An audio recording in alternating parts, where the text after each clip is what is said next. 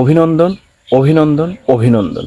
Doctor Yunus sir, আপনাকে অসংখ্য ধন্যবাদ যে আপনি এই অন্তর্বর্তীকালীন সরকারের দায়িত্ব নেওয়ার সদয় সম্মতি জ্ঞাপন করেছেন।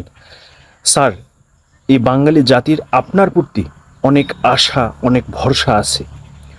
আপনার নেতৃত্বে, আপনার হাত ধরে আমরা এমন একটা রাষ্ট্র গঠন করতে চাই যে রাষ্ট্রে কোনো দুর্নীতি থাকবে না, যেখানে কোনো ঘুষ থাকবে না, যেখানে কোনো চাঁদাবাজি থাকবে না, যেখানে কোনো সন্ত্রাস থাকবে না। আমরা এমন একটি বাংলাদেশ আপনার হাত ধরেই চাই।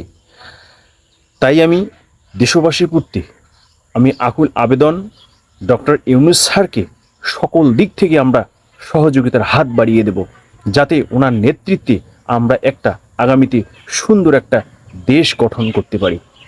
এটা আমাদের সকলের দায়িত্ব।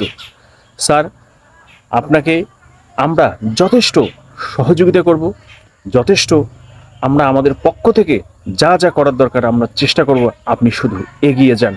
আপনি আমাদের একটা সুন্দর, একটা সমৃদ্ধশালী একটা বাংলাদেশ আমাদেরকে উপহার দেন।